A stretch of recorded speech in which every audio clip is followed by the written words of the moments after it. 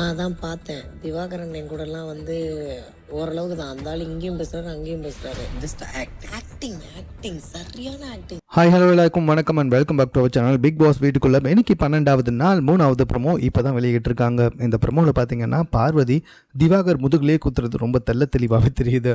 ஆக்சுவலாக பார்வதியை ஒன்றும் பெருசாக யாரும் வெளியிலாம் திட்டலாம் தேவையில்ல, அவங்களே அவங்க வாயால் கெட்டுருவாங்க. இப்போ என்ன பண்ணியிருக்காங்க அப்படின்னு சொல்லி பார்த்தீங்கன்னா, பாவங்க அந்த ஆள் திவாகர். ஸோ எது கேட்டாலும் பார்வதி கிட்ட தான் பண்ணிட்டுருக்காரு. பார்வதி அப்பப்போ திட்டினாலும் பரவாயில்லன்னு சொல்லி போய் பேசிக்கிட்டு இருக்காரு. பட் இவங்க என்ன சொல்கிறாங்க போல, திவாகர் அந்த ஆள்லாம் கொஞ்சம் பார்த்து தான் இருக்கணும், அந்த ஆள்கிட்டலாம் அவ்வளோதான் ஓரளவுக்கு தான் வச்சுக்கணும், அதுக்கு மேலாம் பேசக்கூடாது, அந்த ஆள் இங்கேயும் பேசுகிறான் அங்கேயும் பேசுகிறான்ட்டு. ஆக்சுவலாக ஒருத்தரை பற்றி தப்பாக பேசிகிட்டு இருக்கிறது நீ தான், பல பேரை பற்றி தப்பாக பேசுகிற, மறுபடியும் அவங்ககிட்ட போய் இழிச்சு பேசிகிட்டு இருக்க.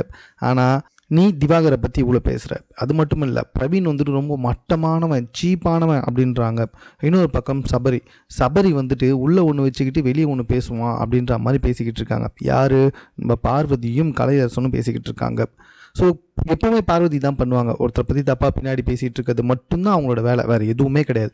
ஆக்சுவலாக அந்த சைடில் இருக்க டீமுக்கு 2 தப்பு இருக்குது. ஒன்று அவங்க கேங்காக ஃபார்ம் ஆனது, இன்னொன்று 11 பேர் சேர்ந்து பார்வதியோடைய அந்த கேமில் பார்வதியோட ஃபோட்டோ எடுத்துடணும் அப்படின்னு சொன்னது. இது 2 அவங்க பண்ண தப்பு.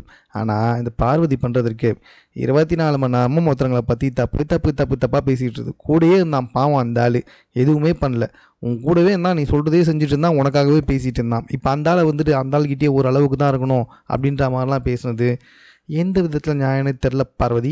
இதுதான் 3வது ப்ரோமோவாக வெளியிட்டிருக்காங்க. ஸோ இது சம்மந்தமாக உங்கள் கருத்து என்ன அப்படின்றத நீங்கள் கமெண்ட்டில் தெரியப்படுத்துங்க. மேலும் இது போன்ற செய்திகளை உடனுக்குடன் தெரிந்து கொள்வதற்கு சென்னை சேனலை சப்ஸ்கிரைப் பண்ணுங்கள்.